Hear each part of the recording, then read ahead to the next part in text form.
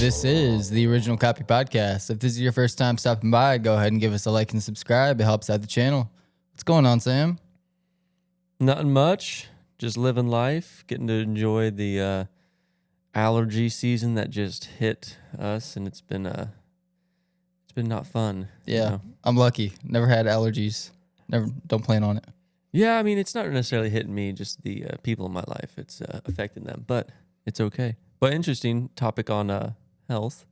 Nice segue there. The RFK is getting the FDA, or I know he's in charge of Health and Human Services, but I think he's also like helping instruct FDA, like the movement of what they want to do. But they're finally have a plan to ban all the food dyes. Oh, yeah. I think they said that the latest that they want to have them gone is like the end of 2026. Okay. Which is good because it's like a year and a half, plenty of time for companies to find a different solution that's healthier. But it also makes me think of like the food lobbyists. And then you saw the whole thing with like the Coca-Cola where they wanted to ban people from using Snap to get soda products because it's like Snap is. I didn't see that. Okay, you know what Snap is, Yeah, though, right? it's like food stamps. Yeah, so food snaps basically. So they wanted people to stop using food stamps for unhealthy food because the whole point is like, hey, we're government subsidizing your food. You should be eating healthy food, not eating food that's going to kill you. Yeah. And the food lobbyists, especially like the cola companies, were like, you can't do that, and like that's freedom of speech, freedom of expression, or whatever. And basically, we're like, you can't do it because that wipes out a large majority of their earnings. Is because if they know they have. It's a government contracting job, basically. They know that the people are going to use that subsidized money to buy their product, and then they were against it.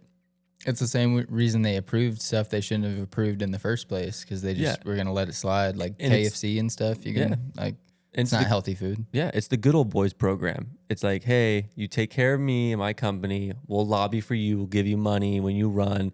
And I think at the end of the day, that's the bigger issue behind the small issue. The small issue is like the food stamps. Like it's a small issue because it's soda. We're talking about like just soda in this instance, but it opens your eyes to like the bigger issue of why is that such a big deal if we get rid of that? Oh, because it affects your revenue in your company. Oh, and it affects this person who has $500 billion worth of stock in your company. Oh, that person's mad. So then it's like a trickle down effect, and it shows like, not necessarily that's corruption, but like the deep roots that people have planted, and it's like the deep state basically. It's hard to change stuff that's been rooted deep. But with the food dyes, it made me start to think about like companies like Kroger, Target, Walmart, big box stores that sell food. It's like, okay, what if they have leftovers? Like, or not leftovers, but back stock of like certain items that have food dyes. Like, do they have to? That's why the window's for. Yeah, but it's like, do they recall it? Do they clearance all of it? Like, how is that going to affect their stock price? So I think it's going to be. I feel like we're going to see so much pushback coming soon because companies are going to be like, "This is so cheap. Now we got to spend more money on food." Well, and it's tough because you can't just say like. I mean, all of a sudden, we're trying to do something healthy for once, and then we're going to immediately go complain that it's expensive or that companies can't. Who cares? Companies have been taking advantage of us. You know, a lot of people would say that type of thing. And it's not who cares. Like, yeah, they're going to have to deal with it, but they're going to have to just figure it out, you know? Yeah. Just like whoever's, I mean, it's those same companies that, you know, lobby to even, like, they make it possible to sell those products and, you know, be purchasable. Like they're contributing to the whole problem at the same time, you know?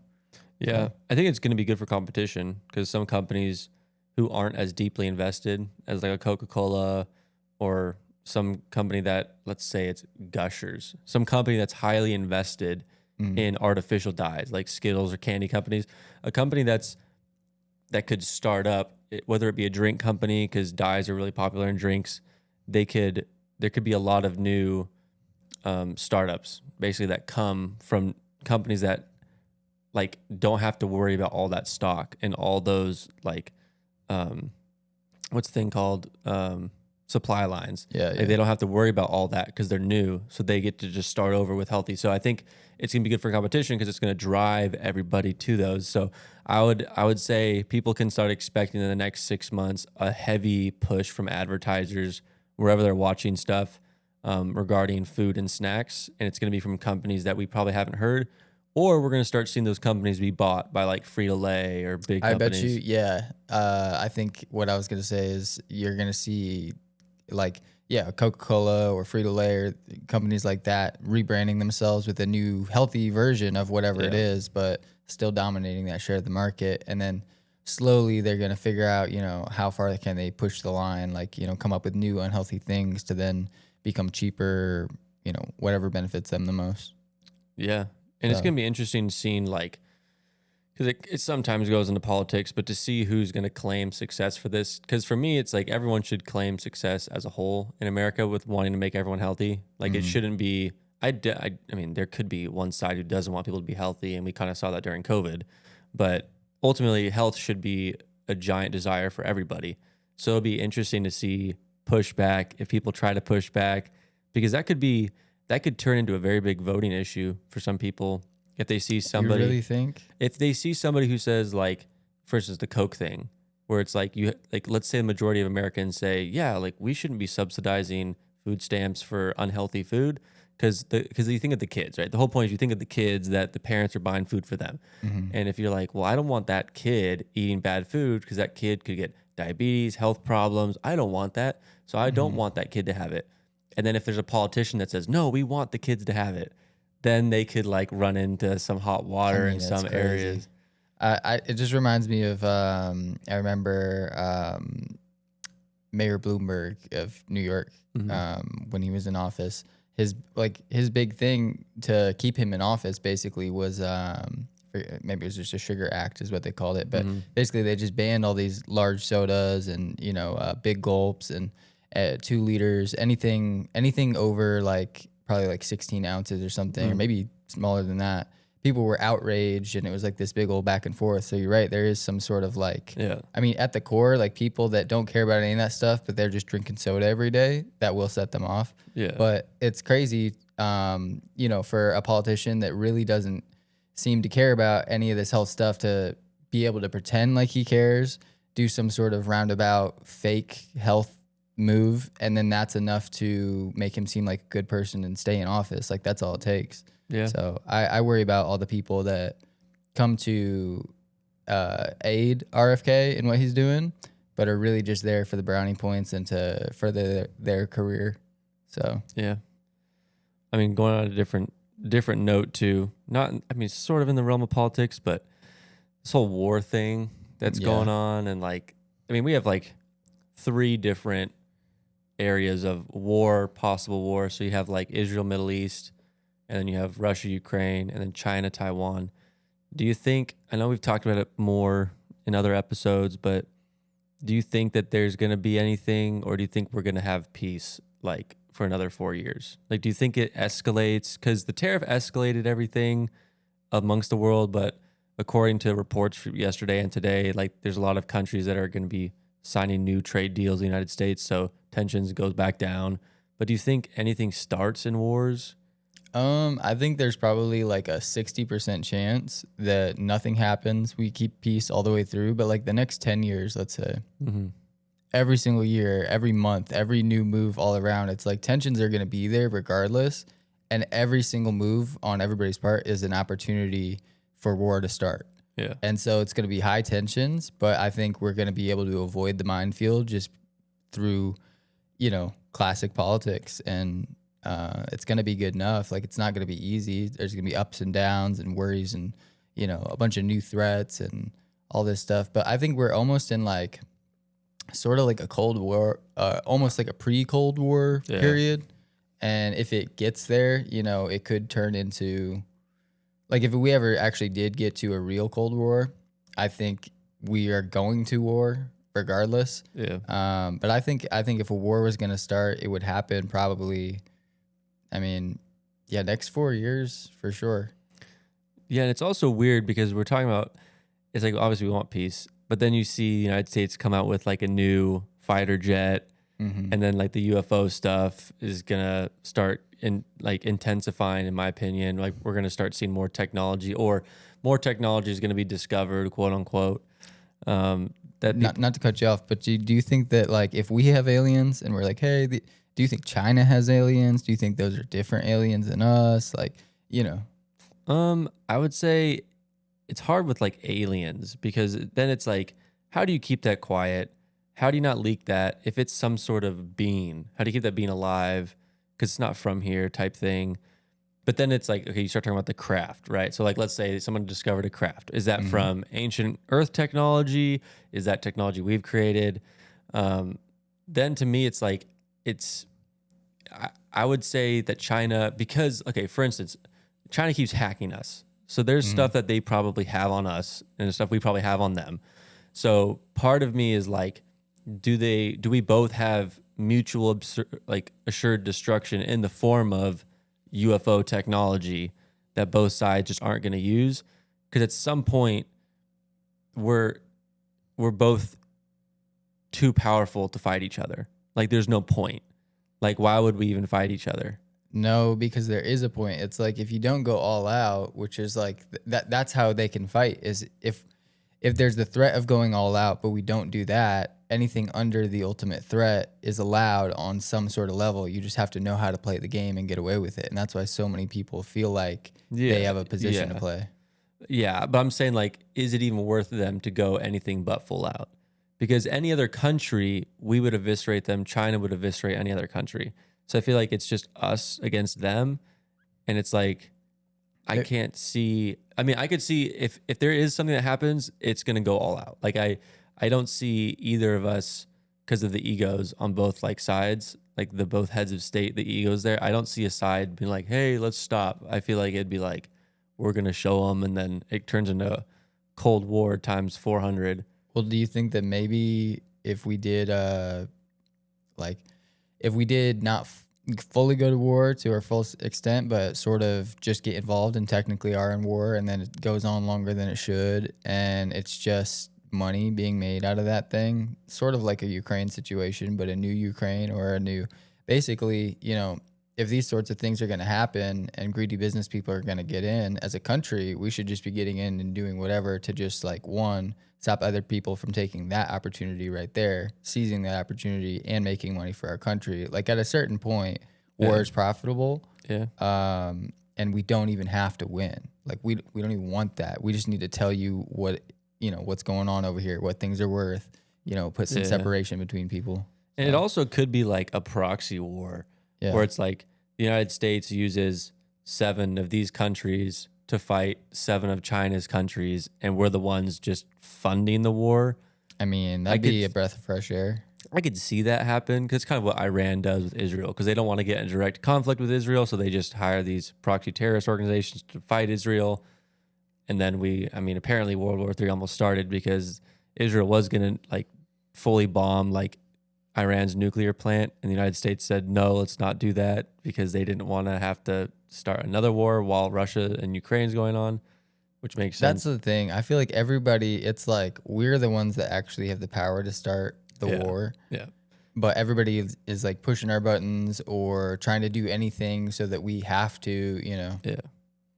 It's also, it's weird because we never lived through a war like World War II. Like the wars, because like for me, I'm like Iran or Afghanistan, Iraq, like that wasn't a war in the sense of like full global war like the world experienced in the 50s and 60s. Yeah. Like, so for me, or the 40s and 50s. So for me, I just don't see this huge, maybe there's a couple skirmishes, quote unquote, that happen. But I'd like a Bay of Pigs or like a Vietnam War type thing, but we wouldn't be throwing bodies at it because we have technology. So I think it's going to be like a proxy war type thing. But I mean, there's no way we would do anything like Vietnam nowadays. No, yeah, in sense of bodies too. Like we're not just going to go invade and have like a demilitarized zone and stuff. We're not. I don't really see that. The only thing I do see is the reason to get into war, and the excuse that they're going to use is liberating a country, which is what we do. We knock off governments and establish our own democracy that's like a pseudo democracy. Like, oh, they voted for it, but like we're not, it's not part of the United States, but we established their government. We tried to do that in Afghanistan and all these different places. I could see that being what we do.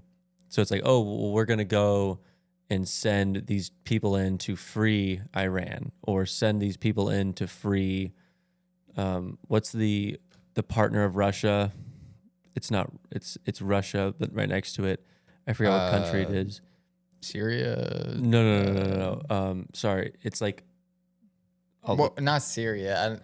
I don't know. I just said but they're Syria. like the high, anyway. So some country that's like almost like Taiwan. Like if China goes and blockades, we do something to go protect Taiwan. But it's like an excuse for war because we're claiming world peace through it. Yeah. So it's like I could see something like that happening. That's the most devious thing right there. Yeah, because you have so many opportunities to control trade routes, control like different countries by persuading them to help in such and such a way. Like I think that's war.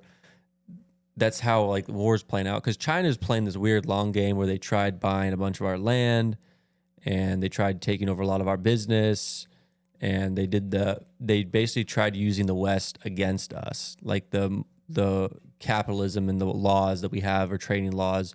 They tried doing that, but at the same time they're like trying to sink our industry by, avoiding our copyright laws and just making and knockoffs and ripping off our big markets and stuff. So that's kind of the game that they're playing.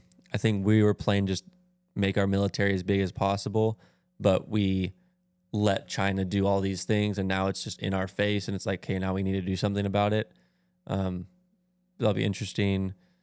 I mean, I think nowadays, like, back in the day, everybody was so controllable, just because things were so simple. You didn't have like the internet, or, word of mouth didn't spread that fast. You didn't get much information fast, and everybody roughly had the same education, same opinion, all that stuff.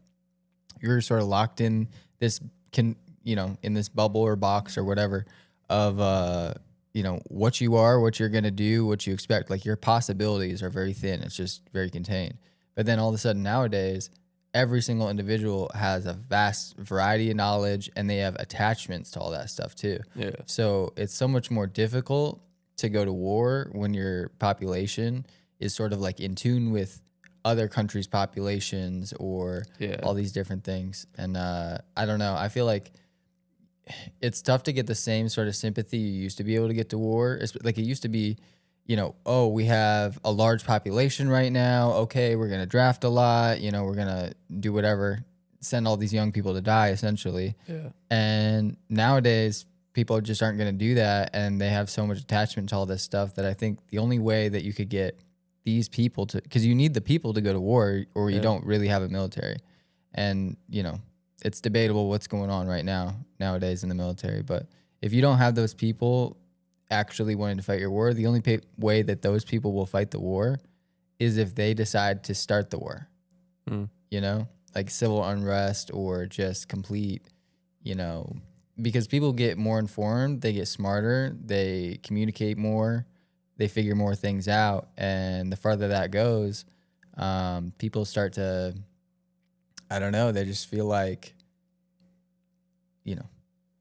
the people that are supposed to be controlling them aren't doing the right thing. So they're just going to team up and share and collaborate. Like that's how a revolution starts, or whatever, Yeah. On that topic, do you think like the United States ever gets to a point of civil war again? It's weird because like we use civil war, but like what side's the army going to be on? And like, what side does the revolution happen on? It's like war just implies two sides. That's the tough part. Yeah, but like what side do you see? Because like we think of Civil War, North versus South, like we know what they were fighting about, but like what would it be about if we had another Civil War? I think it would just be like some Hunger Games stuff. Just like party divide, like class divide. I think complete class divide, and then like they'll use every opportunity to, like, we have structure right now. Everybody is equal because of the structure, and you might be a little bit better or made your way out of something or done good for you, but everybody's basically on this baseline. As soon as that structure goes away, everybody's going to start restructuring, and they're going to use every little thing to classify and, whether it's monetary, things you've done in your past, history, who knows, but they're going to use anything they can. So I think, class divide. Yeah. Which is weird to think about, but hopefully that never happens. Yeah. Do you think you could survive a real world Hunger Games? Yeah. Like if you were put in just an arena though. Oh, so like an actual Hunger Games. Free for all. Mm-hmm. But like, how big's the world, or how big's the arena? I mean, let's say the arena is like a solid 50 miles radius, and then are we talking about like those made up animals too? No, I'm not. I'm not talking about that. I'm just talking about you're in the human. middle of the woods. Basically, it's 50 miles of woods on all sides, and there's some weapons in the middle, and you got like maybe 20, 30 other people to fight against. Free for all. I would say I would be pretty confident if I got to see who I was going against. If I had to go against, if there's 50 people and I'm one of the 50, and they were all like Navy SEAL operators. Oh man, it would be very difficult. Those guys wouldn't, and that's the thing with Hunger Games. You saw those people like trying to pick sides and let's create a little group. It's dumb because eventually, like, you have to know you're gonna have to betray somebody. Someone's gonna try to stab you in the back. So I think in that situation, if they were all operators, there would be no teams. Like nobody would team up because they know that they would just get backstabbed. I think that would be to my advantage because there's only one of me, but there's 49 of them. And those guys are going to take out the other guys first. It's not like 49 are going to come after me first for an easy kill. They're going to try to go after each other. And I can piggyback off of that to where it's like I would be kind of out of the way because their big brains, like I think I have a quote unquote big brain for that, but they have even more experience, right? So they would be over analyzing each other to where I'm not even on the same wavelength. So I might do something or have the ability to do something that they didn't even think of because they're all on the same page. But if it's me versus like 49 random people, I think I would have a pretty good shot. And it's not me saying like I'm a superior ability. It's just I think the drive and people watch that movie and they're like, oh, I could do that. But it's like, are you able to put yourself in the killing machine and no mercy and getting what you need to get and making tough decisions? Like, are you able to do that? And I think a lot of people in that situation, especially if they just got thrown into that, would just freeze. Yeah. But that's the thing when you see the movie, you have people training their whole life to do it, and it's such a cool thing to be a part of, and it's like that would be kind of scary because they've been training for that. But if you had 49 people who just got thrown into that, at least 75% of those 49 people would have no clue what they're doing, like let alone fighting or handling a weapon or being able to close quarters combat or whatever. Like they wouldn't be able to do that, let alone can you find food? Can you make a fire? Can you stay warm? Do you know what it takes to be mentally tough? Do you know how to do all that stuff without being detected because of it? Or yeah, like, and at the end of the day, I think a lot of people would just give up. And I mean, that's weird to think about, but it's like in that situation, when I got thrown in, I think I would do fairly well. But at the end of the day, that'd be weird too. Now, if it was like teams, I think not even that if it was teams, but like kind of like a Survivor, how there's like the Survivor TV series, how there's like two teams, you'd start to see good leadership come up. And I think I would do really well in that against other people. But I think that would be the most interesting. In the leadership? Yeah. Like it's easier to motivate people when you're in a team, especially in dire situations like that, because logic is the only thing that matters. And those who don't want to follow logic, they'll just get thrown out of the group and just left as bait for the other team because there's just no room for that. So I think that situation would be way easier. I think if I was thrown into it, one, it's 50-50 if I actually live or not. Like, if I live, obviously I made it to the end and I was the winner. 100%. Yeah. So it's 50-50 odds to start. But I think that's pretty good odds just going at it. But really, off the rip, everybody's trying to make teams or do any of that type of stuff. Not doing any of that. I'm trying to disappear the instant I'm in there and Just make people forget about me. Yep. And you're not going to see me until you're the last person alive. Like that's the goal.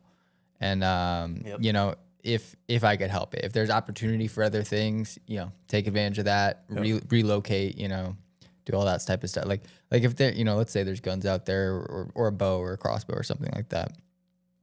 I'm definitely like, it is one target and you're out of there. Like, you know, there's no kill streaks going on like that. Yeah. So, I think that would be incredibly difficult. The mental like strain of like days or like a week plus, you know, of really being out there, it'd start to get to you. But but I think it's hard because if you just got thrown in and they said, here's the parameters, if it would be very difficult. Okay. It's kind of like Warzone, the video game. If y'all don't know what we're talking about, just do some research. We can try pulling up on the screen, but it's basically a battle royale system where everyone drops into this giant map. There's weapons everywhere. That would be difficult because you don't know what the other person has. But if everything's in a circle, you can kind of strategize like, okay, if you're fast, you can get there first, get something to run, especially if like it's something like a gun. Maybe that person doesn't know how to shoot you. And you know that, okay, if I grab this gun, I know what I'm looking for also. Like I know what makes sense. If it's like there was all the guns and then there's a bunch of magazines, right. Would they know what ammo to grab? Would they know what magazine to use? Like, and then people are all there dying because they just don't know what to do. Side note. Yeah. All right. Just for gun people, this is maybe a little nerdy for regular people, but it would just be funny if they did something like that with guns and all the Hunger Games people come in and they had a 300 blackout loaded in a 5.56 or something like that. And that's how you died. Yeah. You know, just not knowing. Yeah. But it's also one of those things where I know, okay, I'm looking for heat, food, and a weapon. And it's not necessarily like, oh, I'm looking for, because some people would be like, oh, I need a big gun. It's like, no, you don't, because the big gun's gonna be heavy. It's gonna stand out. Like people are gonna be able to see you, and it's gonna be a liability. Because what happens if you run out of ammo? Because the ammo would be heavy. So then you're looking for something super portable, super small, get the job done, but that you could be mobile with and agile. And at the biggest point, I think, is like finding something that would keep you warm, keep you nourished in your head. And that's the thing. Some people that think about these scenarios, they know how much food that they would need, how much that's going to weigh, what type of food would keep them alive for a certain amount of time. So for me, like hypothetically, if I'm there and I'm like, oh, jar of peanut butter, cool. I know that that's going to last a certain amount of time. Oh, there's a banana. Don't want to take that. It's going to spoil. You know, stuff like a can of tuna. Okay, I'm going to take that. Some people would be like, oh, there's a bunch of apples. I'm going to grab those. And it's like, yeah, you're going to be done in 2 days with food. And you're not going to have any food. There's no sustenance there. So I think that's going to be, that would be like a huge issue. But the other thing is like finding just a handgun. I'll be honest. If it was like there's a bunch of guns and stuff, I think if I got a bolt action rifle with the scope, and a handgun, I would be good. Yeah, and I could hunt with that, and you know, make my own food, cook, do all that type of stuff. Yeah. The other thing that's interesting to think about this with guns is a lot of people don't shoot, haven't shot, but ear pro is a very big thing. If you haven't shot before and you hear rounds popping off around you, it's like a concussion grenade. And if you haven't shot yourself, you'll just disorient yourself if you're not even ready for that sound. Because like, let's say somebody picks up a Desert Eagle and they have no idea and they shoot that thing, they're not getting any more shots off. They're just going to concuss themselves and make them just a sitting target. Like, so there's so many factors. That's a good point though, like to craft some ear pro out of something out there maybe and actually think about that. Yeah. And people also don't, I mean, this would be obviously the operator versus the regular person, but a lot of people wouldn't realize you're in the forest, you're gonna make a lot of noise walking around. Yeah. And there's gonna be like me who's sitting there just listening. And it's like, oh, I know exactly where you are, because you're freaking out and you're either running or stomping around, and you know, you need that dead silence. And I think but there's so many aspects to that, and that's why I think me and you would have a good shot. I mean, compared to other people, but yeah, it's almost like who gets that lucky lottery of like, oh, these people have no idea what they're doing. Like, yeah. All right, completely unrelated. Yeah. Dumb question. Go for it. Do you think the sun and the moon are brother and sister, The sun or and the moon. or like husband and wife? In what context? Like a I made don't up know. hypothetical I don't know. contest? Do you think they're brother and sister or husband and wife? Well, I would say they would have to be complete opposites. So that you'd have to say Aren't those both opposites? no, yeah, I'm saying the sun and the moon are opposites. So then if you're looking at it from a human perspective, they'd have to be in a sense like husband and wife because they complement each other, right? So it's like Yeah. one follows the other and one follows the other. It's cyclical, right? Like you can't have life without one or the other. So I'd say like marriage would be a good representation if you were to look at it from like a human point of view. I wouldn't say brother and sister because it's like they then it's like where'd the parents at? Like I would say that it would make sense mother or married or whatever. Fair enough. That was just a random question I had. I wrote it down in my phone. Yeah, I mean, yeah, that's a interesting one. Yeah. But also along the lines of like the moon and stuff and Tesla and heading there, I think there's going to be a huge event that happens. Okay, so for instance, Mars is on the table, but in order to gain public confidence, you got to do something else before that. And I would say they're going to go to the moon again. Okay. I think that there's going to be some big event that happens around that, where it's going to either cause catastrophe, so crash land on the moon, find something on the moon we weren't supposed to find, or it's going to be a huge like, hey, we can put a base here and colonize this and be a refueling station. It's going to be like some, okay, extra motivation, we can do this and we'll launch from here to Mars. I think there's going to be something that happens. I just feel like if anything happens, it's like, I don't know. I'm waiting for like the veil to come down off everything because it's like, okay, we know there's a lot of lies. I'm just waiting for like the big reveal of what's going on. If it's some small new discovery or some like, like one thing, it's like, I'm not buying it. Like, unless we're going to rip the Band-Aid off and like a whole bunch of stuff's going to come out, everything's changing, here's the real truth. Like, I'm just not buying all this stuff. And I'm not interested because space is so untangible. It's like, they're spending all this money to go up there, but they're not even really able to document as well as they should, you know? Or that they're telling us that they can.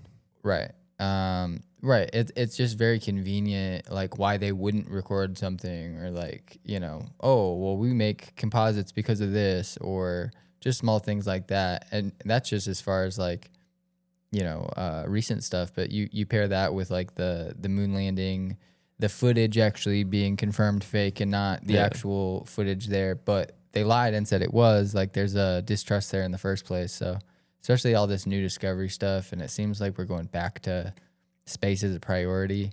It's like I don't know. All the liars come out, I feel like. Yeah, definitely. Something else I was thinking about regarding like not earth shattering, but like something that might shake up stuff is so comedy is pretty big. Yeah. Since COVID, right? I think a lot of people discovered their laughs and their giggles during COVID because they were bored and everyone was just going in and really trying to figure out what they were invested in. I think that comedy is going to take like either a big plunge or a big takeoff, but I'm leaning towards a plunge and I think it's going to happen. It's going to sound weird. I think someone's going to get like either killed or like kidnapped and there's going to be like a giant Who do you think that would be? That's what I was thinking about. You have a name in mind? I have a couple names in mind, but I'm starting to think. You think it's like Cat Williams? No. Or like I think it's going to be like some younger guy who's way over his head in a situation, but who's an up and comer. So like for instance, Matt Rife, if you know who that is. I don't think it's plant. Yeah, I don't think it's going to be anyone like a Chappelle or something like that. No, that would be a huge red flag. Yeah. I wouldn't say that. I think it's going to be somebody that's new, up and coming, maybe even a female comic, something that's going to like, I don't know. I could see something like that because like there's always that big thing. Like you have the O.J. Simpson thing, and you have like the Johnny Depp and Amber Heard. But I think as another distraction technique, there's going to be something regarding some comedian that's like they died or they got Are we kidnapped. gonna get a trial out of it? I don't think so. I think there would be a quote unquote trial, but like if it was just like a straight up assassination, like we wouldn't get a trial because it would be like, oh, that sucks, this person died, but like they're not gonna. It's not like the Luigi thing, right? It's like I'd say if it was like a kidnapping, there'd be like a big trial.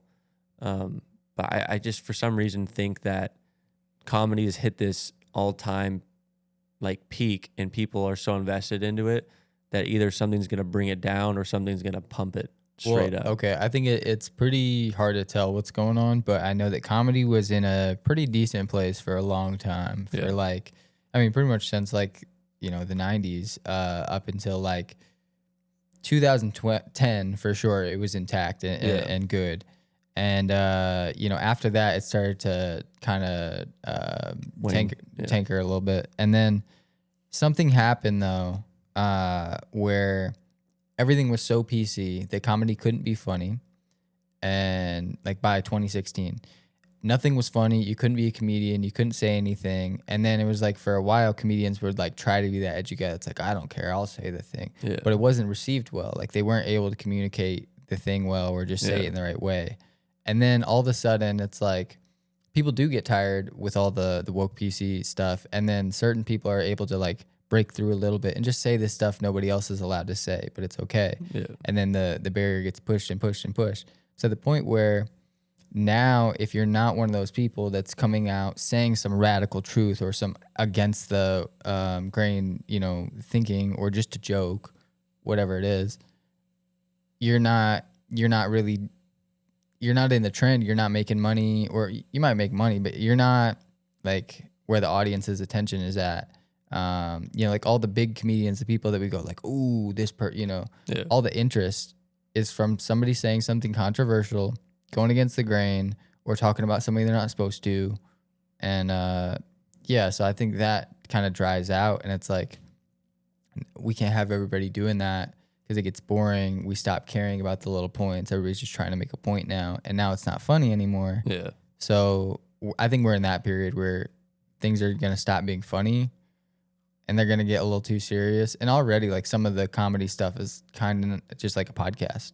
Oh, 100%. A lot of people also, I mean, it's a lot of like just talking to the audience. A lot of stuff is not even, because there's creativeness behind comedy, like who can be the most creative. But at some point, if you're just being vulgar the whole time, because you've run out of jokes and you're just hoping that your personality gets you by, I think you could also, because people want something new, and they want something new and new and new, something different. And if you keep giving the same thing and you run out of material, or you run out of something to be funny because everyone's thought of all the jokes or whatever, then it's going to go straight down.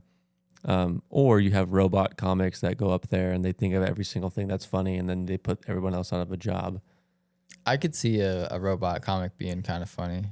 Because it's like, you also, like, a human comic, you kind of judge as like a human. Because like, and that's how they get some of their biggest laughs, is they say something, you disagree with it a little bit, and then they say the other thing, and you go, you got me. But a robot, like, you don't look at them like, oh, he's an asshole for saying that first part.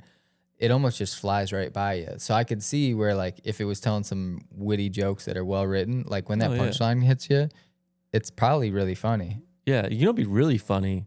Because like the ability of robot or AI to gather information. So you know, like the roasts that they do of people. Yeah. Like imagine just like a roast of Joe Rogan, and it's just all these robots that know everything dumb that he's done, everything that he said, every contradiction that he's made. See, that's that would be rough. It would, but it would be so funny. It'd be good because you're actually like, you know, you're about to get lambasted. And you have to sign a waiver that says, like, I won't be offended by what these robots say. Dude, you know, some of these people get butthurt just doing the Comedy Central roasts. Oh, yeah. So if they can do, like, real research and break it down, I don't know. And those are humans that are intoxicated. You have a robot who's straight up, like, trying to be funny, but knows this is going to be a dagger. Like, that's hilarious because it's awkward. Like the awkwardness is what's going to make that so funny. Yeah. But I would be there for that. I'd pay to watch that pay-per-view. I would be too. I'd be there to watch pay-per-view a lot of things.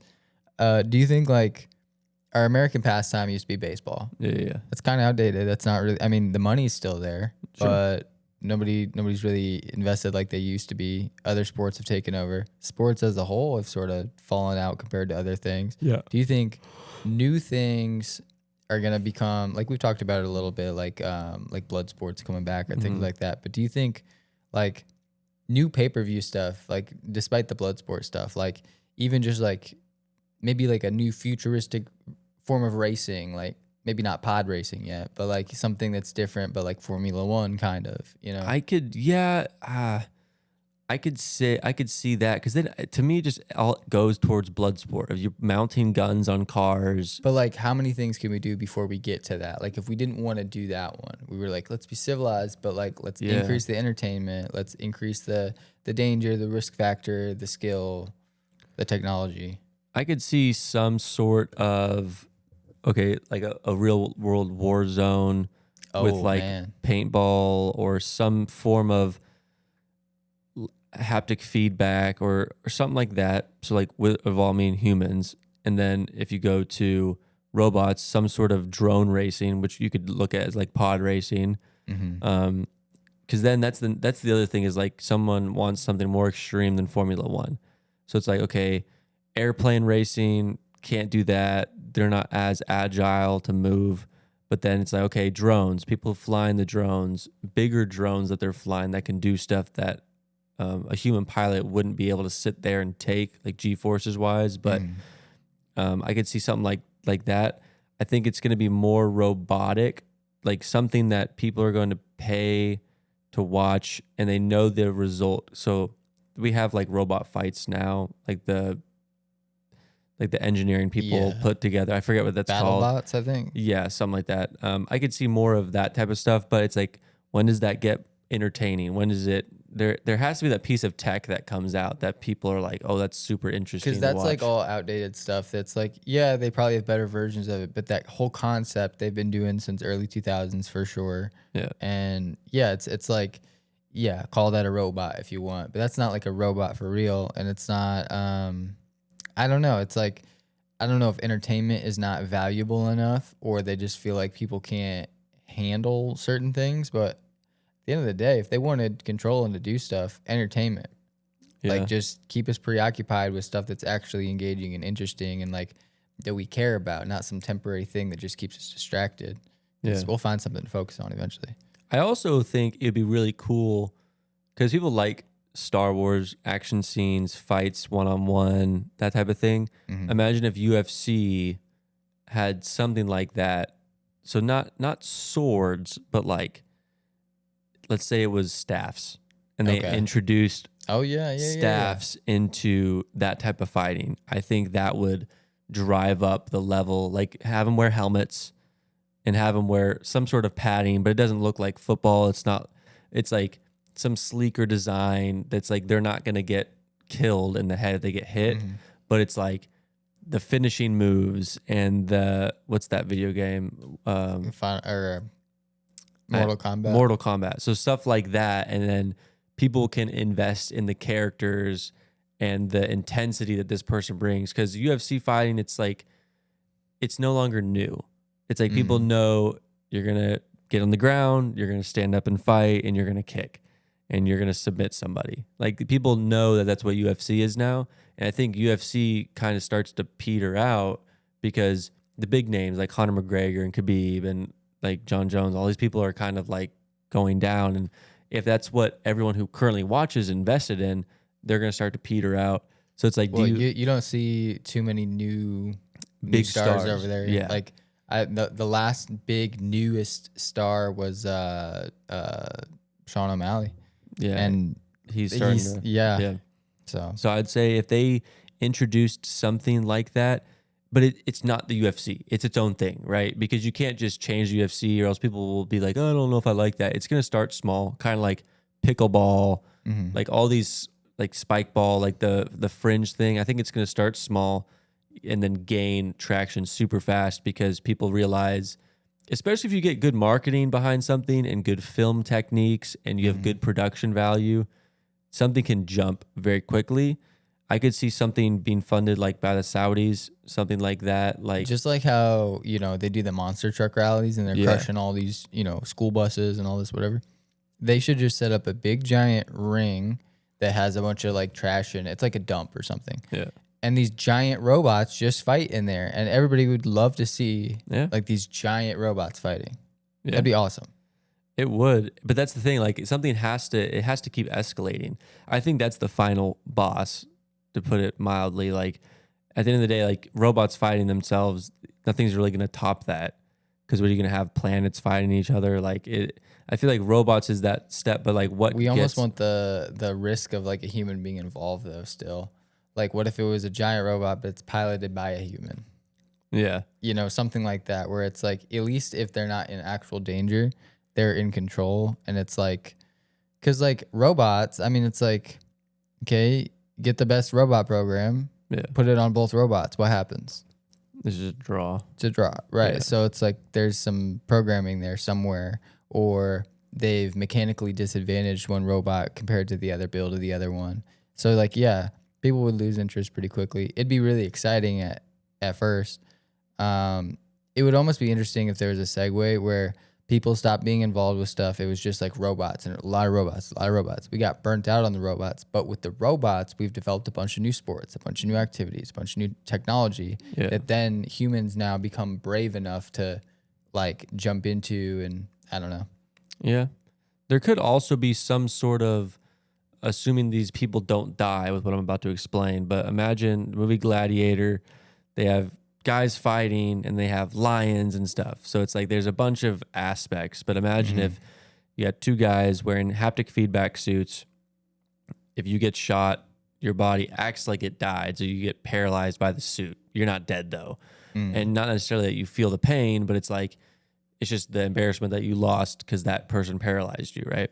But imagine it's that, but then you have like 1v1, but then you're also having to worry about this robot dog chasing you or whatever. Or it's like you could implement all these different things into this environment, and it's like who has the best speed run. That could even be another thing, is like who can speed run something fastest in real life. And it's in an arena and somebody watches. You could get more extreme with sports like basketball, throwing some fights and punches. I feel like some of the VR stuff, especially like when you can just kind of go virtually in, or at least get a little bit more control without having to, I don't know, be physical. Like it's putting one person against another person in a virtual world, whatever scenario it is. Like it could be just like a video game, like a 1v1 like scenario, or it could be, I don't know, trickier than that. Like imagine you load into something, like you load into the world and it's like you're in the Matrix or something, but it's just like New York City, just a bunch of people hanging out. But you know that there's one of these people is trying to kill you, and you have to figure out who they are, and they have to figure out who you are before you kill each other. It's like just the idea of being in this virtual world that's fake, but there's this real one person that is seriously with those intentions, even though everything's fake. They're not really going to kill you. The intensity of that drives the adrenaline so much. Like we're going to get into this like super modified, almost like if Scarecrow from Batman like put you under like the gas or whatever, you'd start like hallucinating, like super hyper extreme versions of things. They might start like pumping you with stuff in certain versions of whatever's going on here. But you know, it could be really insane though. And that the whole virtual aspect of it is like, I don't know, just blows my mind. Yeah. I started thinking about kind of the same principle. But you could also, okay, so there's two forms of entertainment now too. There's like live sporting events, and then there's video games, like esports, stuff that kind of like you were saying, someone's controlling something, but ultimately it's like who controlled what better in that game, whether it's Call of Duty, CSGO, Rainbow Six, any game you want to talk about, right? Imagine having that similar circumstance, but it's like a global leaderboard. So kind of like a game that's not like it's never ending, but like who can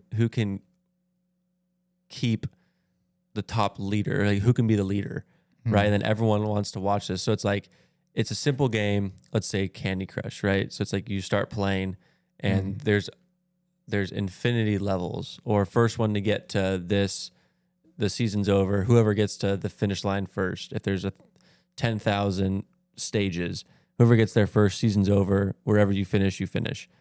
But it changes. So it's like every single time it's something new. You have to learn a new skill. So it's like everyone loads into their own thing. And it's like, okay, you have to learn this mechanic in the game, whether it's jumping, running, staying alive. Your character has to keep food and all this in mind, right? And it becomes this giant thing where people can stream. And then this person can say, oh, I'm on level 140.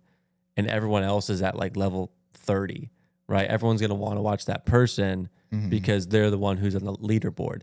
But then when they get past, and then you can start having people that are like commentating it. You'll have like channels like ESPN or somebody who's like, oh yeah, we're going to follow up with the leader, right? And then the person's doing like a live interview while playing the game, and they're trying to like, I could see that being the next thing too, because people like picking teams and they want to be a part of that winning team. And the way that they show appreciation is by like viewing that on live streams and like donating and stuff. So that could be another way for people, because people like it. The reason they get tired of sports is because same team, same logo, same location you're playing at, most likely the same players every 6 years. Sometimes you get a new player, but you start losing fan bases. Like if they spun a wheel every game and it was like, oh, we're playing on sand today. Yeah. It was like, okay. Yeah, 100%. And that alone, just that concept you said, would drive people to watch the games. Yeah. Because imagine if it was football, but it said, okay, everyone has like ice skates on because it's a snow rink, and we have 25-mile-an-hour winds blowing, and you add all these different things because it's a wheel that spins and it's totally random.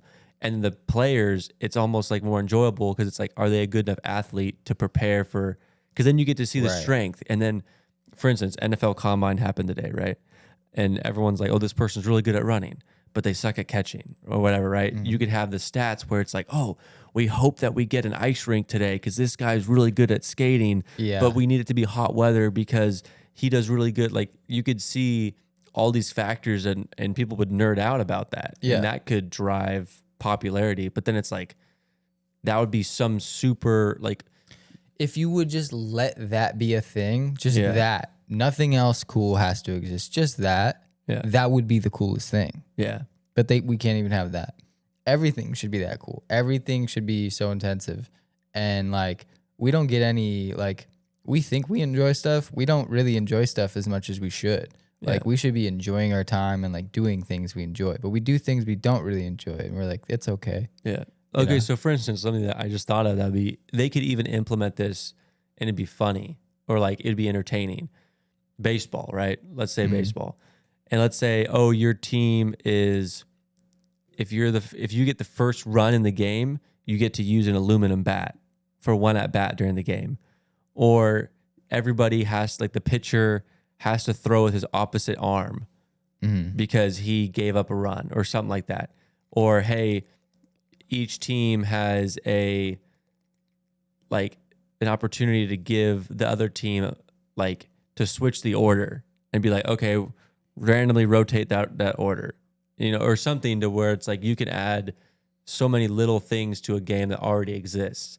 Or it's like a team in football. It's like, hey, they have to run the ball here.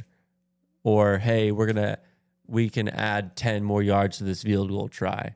Or we can close in ours by 10 yards because we've accumulated these point systems throughout the season. Like, it would be the amount of strategy and like idea and thought behind like games and stuff. I think like that would draw more people in, because it's like, well, and you got to think about how much more creative everybody would be, because there's so many more variables, and it's like the more variables, the better. Because it's like, oh, well, let's try this other thing. Let's go for it, instead of running the same thing or same couple of things, and it just gets real stale.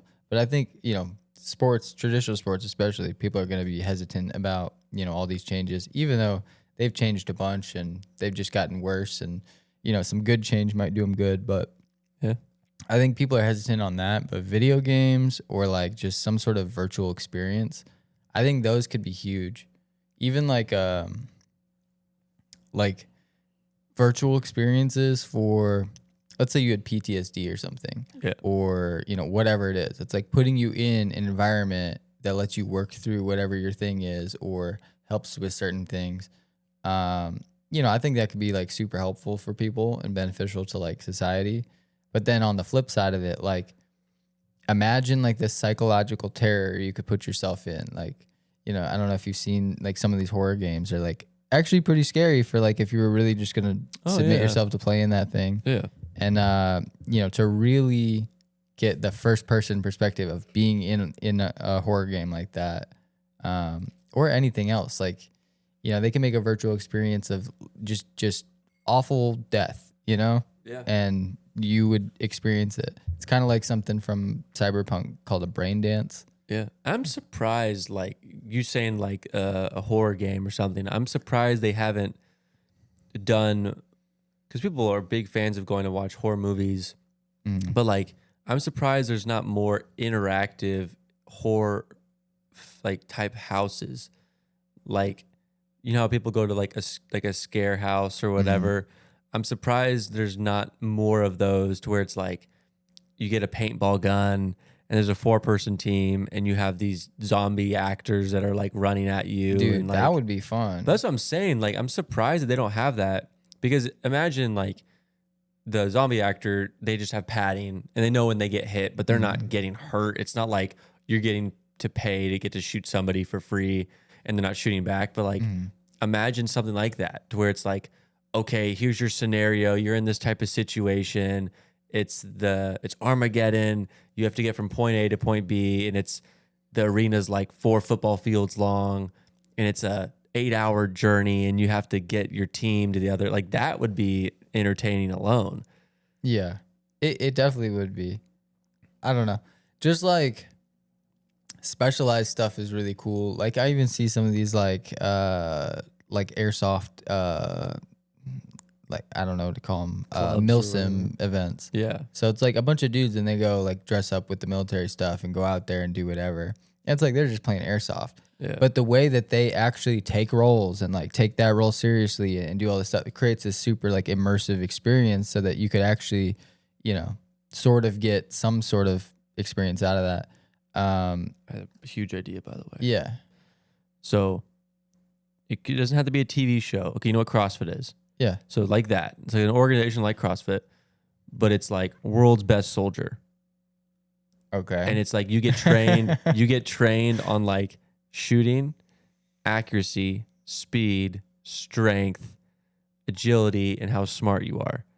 But like you have to do land navigation. You have to do like, okay, how many. So it's like Buds, but it's Buds on TV. But it's on TV. But it's like if you've watched CrossFit, everyone's next to each other doing the competition, but it's all focused around stuff that would make somebody a really good like Delta operator or something like that. And then you have the best guys in the world who are good at all these things, and you just get to see like the best of the best. I feel like they don't want to be seen performing at peak ability. No. I think that there's some of the stuff. I think there's a majority of those guys don't.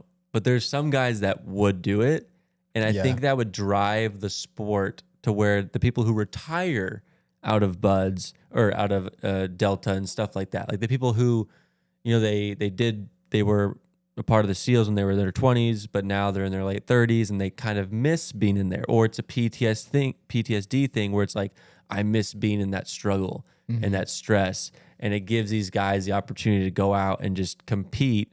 But we get to watch freak athletes in a whole different aspect. What if it was like they, all those guys that are like former military, all retired, whatever, but are now like big internet personalities, and it's like people can't tell if they're lying or not, or they seem like storytellers though. All those guys need to get an invite to go on that thing, and it's like somebody could make that platform just for that, but then those guys would show up and prove people wrong, and kick some ass out there. Or if the United States we could just do it ourselves, but if we had like Army versus the Marines, and is like they took the best guy from like the Army, the best guy from the Marines, and they're like, all right, you guys are gonna compete head to head. And every year there was like a day where it was like the best versus the best. I feel like it's tough. Like, I mean, because it's basically just the Rangers. Because it's like the Army's different. You know what I mean? No, yeah, yeah. Like, But it would just, I think something like that, I think a lot of pro athletes are going to start figuring out ways to do stuff outside of stuff that's considered pro. So you're going to have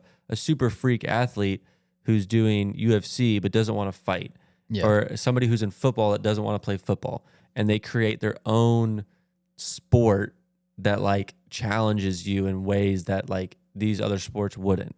Yeah. And it's like and then this sport explodes out of nowhere. Because it's like you can play, but only you have to be like a super fit person, and you have to have all these different aspects. Like what's the Olympic event where you have to compete in like high jump, long jump, the mile, the decathlon. Yeah, the decathlon. It's like a decathlon, but it's to a whole other extent of like who's the freak human. Not, Dude, but aside from just lifting weights. Imagine having to like, I don't know, like ski down a slope, but then it's like you're shooting a bow and arrow at like targets for points, and then there's like, I don't know, you just do something cool, right? Yeah, I think that'd be awesome. Or you have like, you have 10 stages, and you have to have a team of 10 people, and it's like can you get like it's like a relay race, like who's the best relay, but you have a bunch of different events that would just be exciting to watch. So you have somebody who's like let's say it's regarding outdoor sports, skeet shooting, the mile shot, CQB type situation, IDPA. Like if you had 10 events like that, and it's like which team can do the best out of all of those. Like, yeah, to take a bunch of people and make them do each other stuff would be super interesting. But also like competition shooting and stuff, people take that real serious, but even that level like of competition shooting is, you know, it's not war, it's not like fighting, but even war is sometimes not the most extreme version of things. If you wanted the most extreme version of competition shooting possible, it would be like, all right, you know, that little timer goes off, the little shot timer, and you're jumping out of a plane with your rifle, and you're, you know, diving into some water, and you're, you know, doing all this crazy stuff. And it's like, it would be like your time would be like 30 minutes something, and that would be a good time. Yeah. You know? But if people were really like giving crazy runs on stuff like that, it would be the most insane thing to watch. Yeah. Best thing on TV. It'd also be interesting. You could do something like super out there. Okay, so like you can swim around the world, and I'm pretty sure you can almost walk, or like there's land almost around the whole world. So you could do like a team of 20 people, and it's like, okay, the fastest team to get to the other side wins, right? Yeah. And it's like they can't like travel. It has to be on foot or on a bike or something like that, or like swimming around the world. Like you have 100 people, and that's like which team can swim the fastest around. Like something like that could also draw a big pull. Like if they did something so far out there. Yeah. Slightly off topic, but you were talking about famous people started getting tired of what they were doing and switching up to just doing something else. Yeah. Frankie Muniz. You know Frankie Muniz, right? I know that name. I'm blanking. He's the kid from Malcolm in the Middle. He's Malcolm. Yeah. So yeah, he was in a bunch of stuff when I was a kid, and so I don't think he's in movies anymore, but he is a professional stock car driver. Oh. Yeah. And he wins. Really? Yeah. That's such a crazy twist. Like, yeah. You know. How do you get into that? I don't know, but good for him. Like, that's cool, you know? That's weird. But yeah, it's just crazy to see people do things you would never, and just break out of like what people tell them or think of them to be. Yeah. Yeah, pod racing is definitely the next thing. Yeah. If that happens, everyone's watching pod racing. I don't care. I think it's like, dude, pod racing is so much more civilized, but I think death race is easier. Yeah, but I mean, that death race comes at the end. You have pod racing, then you have death race. Because pod racing is like you could die. You could. Like, but then death race is you probably will die. Yeah. Like, because people are trying to kill you. But It's like, really just realistic Mario Kart. 100%. you know, throwing bombs, grenades. That Yeah. movie is great. If y'all haven't seen that movie, go see that movie. It's insane. the Mario Kart movie or, No, or Death Race. Death Race. Yeah, I was about to say what. What are you talking I about? don't remember the Mario There's a Kart movie.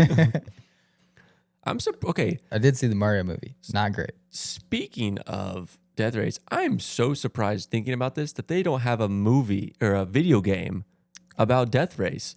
Like, let's think about Is this. there not one? Hold on. Okay, because I'm thinking of like Halo, the vehicles, like Banshees and stuff like that. You have all these video games that have the ability to make vehicles like function super well. And the fact that they don't have like a high quality video game like Death Race is actually crazy to think about. I don't know. I'm finding like a super old video game of Death Race. And yeah, I don't know. It's just an arcade game. But if you look at some of these photos, and I'm going to have to make a reminder to put this on screen. So if you look at these photos, like especially this one, this looks like a Juice WRLD album cover. Yeah. Which I think has Death Race in the title or something. So it's like a super old video game that I believe is like where that movie comes from and all that too. But if you look at it, it's like just 2D. It looks like Pong or Asteroids or something like that. So no recent video games. But I could easily see that being a next big video game too. Like, especially if you're like, it's you and another person, it's duos or whatever, and you have just a race and one person's focused on driving, one person's kind of like focused. GTA. Yeah, I mean, they do that in GTA for sure. Yeah, GTA, you can do that. It could be a mod in GTA. You could do it. And that probably is where it's going to start, let's be honest. But it's some sort of Mario, because you can do Mario where you have two players playing. One's throwing the things behind the vehicle and then one's actually driving.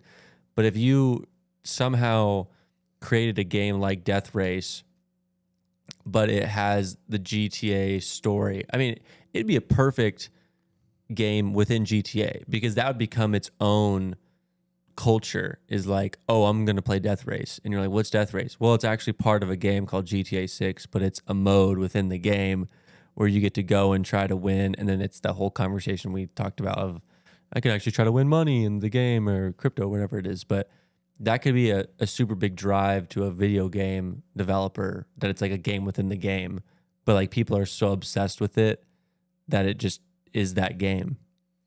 I just think like, I don't know, things have always been the same for like the last 10 years. It's like things that work. We keep making more of those. We don't like to innovate on anything. And so it's really hard. Like, even if you have a good idea, a company has to back it, or some independent person has to be so brilliant that they get somebody to back them to actually make some idea. Because like, all we get is a million Call of Duties, a million, battle royales, a million, whatever the thing is that we're making, that's all we make. Yeah. And then rarely do we get something that's like a breath of fresh air. And even then, that's only a breath of fresh air because it was trying to be that in a world full of everything else and had a big budget and people backing it. And we didn't ask for that either. Yeah. But, anything cool, I think if we're reliant on current like video game technology and these companies that exist, like the best we're going to get is GTA 6. And that's kind of cool. But if we want anything better, it's going to have to like break through technology to where we blur the lines of what's a video game, what's an experience, what's VR, all that stuff. I think the Neuralink is probably the big differentiator. And AI could get so powerful that it reads your mind of what type of video game you want to play. And so what if we all are in a game, like, all right, I have a lobby, you just joined it, we're both in the lobby. And so the lobby of this game that I'm playing knows what game I want it to be. So I can basically just create the game. I create reality. I'm God in here, but so can you. So it's like in a world full of gods, like what's going on? Like that would be really interesting, right? Yeah, but it would take the idea that you want and what I want, and then it would basically say, there'd be a lot of processing power, but it would literally be like, okay, I want a action shooter, and you're like, well, I want horseback riding, something random, right? Totally different things, but it finds a way to combine those games to where both parties want to play it. Like that'd be That'd be kind of interesting. I feel like it's difficult because it would be super difficult. Well, it's like, okay, so if you change a rule, I could change a rule. We could keep going back and forth and doing whatever. But if instead of changing your rule, I leave it alone for a while and make up some other stuff that you have to go fix to distract you from the thing, and then put a bunch of preventative stuff to make sure that you can't get back to the thing that I tampered with. It's like, if you just be smart enough, you could create a power vacuum inside of this thing, even though everybody's technically God mode. Yeah. So whoever's there's first, whoever's setting up infrastructure in this virtual world could kind of control the whole thing. So it leads me to think, I think things kind of would be like that to a degree. When everybody's living in a virtual world, working there, making their money there, whatever that is. If everybody could sort of control things, but there's people that have true power in that world that like make sure things are a certain way, like certain things they absolutely you can't tamper with because they have such control. But everybody could sort of control things back and forth. It would just be a really interesting world to like live in, like societally. Definitely. That had me go down a weird thought train when you're talking about that, and it started making me think of like business opportunities. Like if there's something like video games, I wonder why there aren't as many like professional classes on how to do something. For instance, there's a lot of people out there that don't know how to make a steak, and I'm surprised that there's not. I haven't really seen it. There's probably something out there, but I haven't seen something that's like, hey, come into this class, I'm going to teach you how to make a steak. Or come into this class, I'm going to teach you how to make this specific meal. Or come into this class, and I'm going to teach you how to play this video game. Or I'm going to teach you how to do whatever, right? I'm surprised there's not more classes like that or types of events like that to where people can, like, for instance, if you know nothing about video games, but you want to learn about video games, it's like, hey, take my 3-hour class, and I'll teach you the history of video games, or I'll teach you to understand stuff. So for instance, if I don't, like, let's say you are super involved in Rocket League. And for those who don't know, Rocket League is a video game about cars playing soccer. So it sounds out there, but it's a very interesting video game. Well, let's say you know nothing about that, right? And obviously you have YouTube, right? You can watch YouTube stuff, but YouTube's hard to learn, especially if you're just like, this doesn't make sense. But if there's somebody in front of you explaining it to you, sometimes you'll understand it more. But what if you were like, okay, my kid loves Rocket League. I want to learn more about it. So I'm going to go and sit and take a 3-hour class to learn all there is to know about Rocket League so I could pay attention or understand something about this. I'm surprised there's not more of those like professional type classes. Because especially nowadays, people want to be involved and understand because knowledge is key, especially now. And if somebody wants to take the crash course and get into something that they got into too late, like if it's we could, from our aspect, we could talk about shooting, right? There's plenty of like shooting classes, but there isn't a lot of like, hey, gun knowledge class or like the history of guns or where they came from or where they were built, like stuff like that. Like I feel like people would love to take a class like that or learn or get knowledge. Because it's like those things are available, but it's not like readily available, and you have to like make yourself, like you have to niche yourself out to even attempt to learn all that stuff. And then you're going so far out of your way, it's inconvenient most times. Yeah, but like I feel like people would want to, I mean, it's hard now because what do you have? Like you have pottery places, like let's go make some pottery, right? And it's like fun. I'm thinking of like date nights or stuff like that, right? But it's like, I feel like if you seriously wanted to pursue pottery, it's like where do you go for that? It's like you either have to go to art college, or you need to find some guru or learn through the internet. Yeah, and I think more people are going to start getting niche because there's too much commonality happening that somebody's going to want to do something that's outside the realm of normal.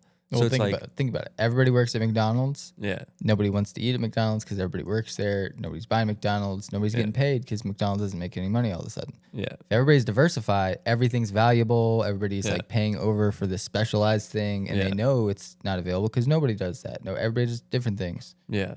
That's a great world. Yeah. But I started thinking about that with like cooking because it's like the easiest thing, right? Like, or what if it's like, so this is relevant to me, right? I suck at meal prepping.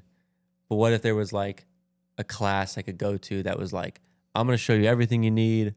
I'm going to show you how to make all these meals, the ingredients you're going to need, the supplies you're going to need, the Tupperware you're going to need, or whatever it is, right?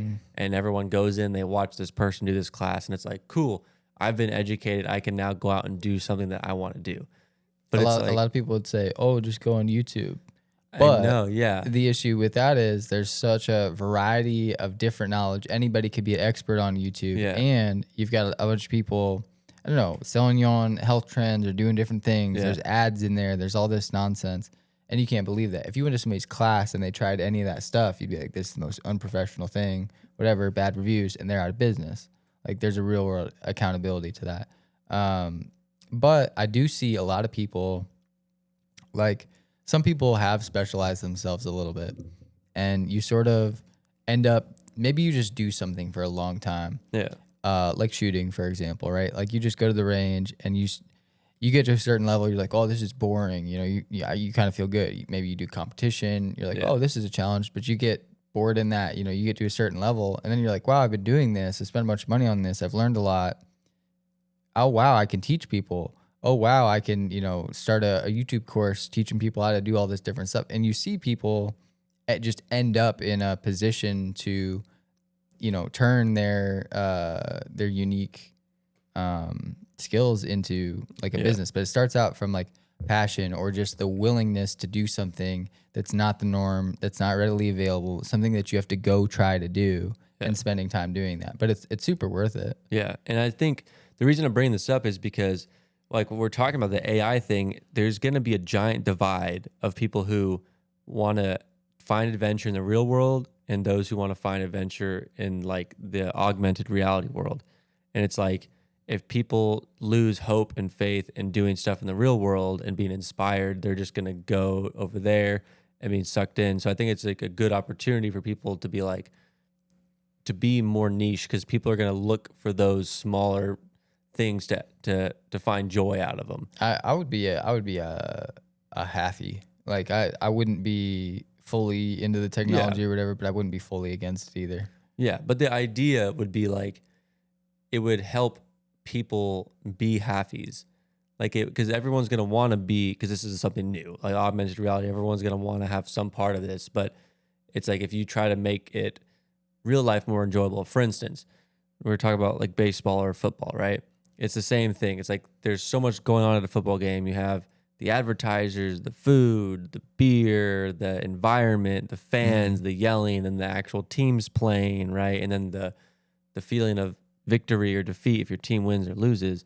But if you take every single one of those aspects, not in the sense of sports, but like in real life, you take every single one of these small aspects of like someone looking for joy or someone looking for entertainment or laughter or seriousness, and you try to find ways to create businesses that are niche around those aspects, I feel like that would drive an economy and make people more creative, smarter, less dependent, more independent. Like, I think that would be interesting. It definitely would. I think, you know, just the ability that we have as an individual nowadays seems like a lot, but it's really not, because you almost had more ability, you know, 50 years ago. Yeah. Because the abilities that we have just they're not worth as much as they used to be, right? Whether, you know, you could go down the list of a million things that just, it's not as valuable. And it's like, I don't know. We don't have like true power in the way that we should for the times that we're in. Like, our power, how do I say that? It's like, we're not able to do as much as we should be able to with as much as we know, with as much, you know, new stuff has happened. And I think, that's the one thing that's missing. If you just let people sort of have involvement in things, and like, if the people sort of had direct control over a number of other things, and we didn't have to just be worried about like the government, because everybody's just arguing about what the government should do and all this. When meanwhile, because it's either you're arguing about the government or you're worried about making some money. Yeah. And what if it was like, oh, I could change things, I could do things, like we all have certain powers, so then if we politic with each other, our collective powers are worth something. Yeah. It's not going against the government or superseding anything. It's something entirely else that we now are able to do. We just have access to this. We're allowed to do it. You know what I mean? Yeah. Like, could be virtual, could be just better technology that we get, could be a new money system that, you know, we actually have a fair chance at doing well with. Yeah. But who knows? Yeah. There's so many areas of just opportunity of just, and it's hard because I feel like we're at this point and it's this like festering reality of like something's about to make a big shift. Mm-hmm. And I think it's just that like, okay, what's going to happen? Is something going to fall? Like, is some industry going to fall and something take its place? Or is something just going to rise out of nowhere and take over everything? I think the shift has already happened and it's like too late to really stop that shift from really taking place. But the way that it takes form is up to us. It's like, ultimately, I think there's probably going to be like, I don't know, like some Star Wars shit, like the Imperial, whatever it is, dude. It's just like there's some sort of like ultimate one world shadow government that's like gonna sort of manifest itself. What form that is, they don't even know what clothes they want to wear when they come out yet. But who they are, what they're doing, all that stuff, that's already set in stone. They've already done so much to get it this far. So like, the people that are doing things like that believe some crazy thing, you know, or just elites that, are they think something crazy. Those people are, I lost what I was just about to say. They're dangerous though. But, man, what was I just saying there? You were talking about the one world order is going to, they like don't know what they want to do yet, but it's like the course, the mindset is like forming. Yeah. So those people, they're so maniacal and crazy in their beliefs that they're not going to stop for anything. Like there's nothing that could stop them but death. Yeah. So they're going to they're going to show themselves in some form eventually. And it'll basically just be a will they, won't they? Like it's, what are we going to do about that?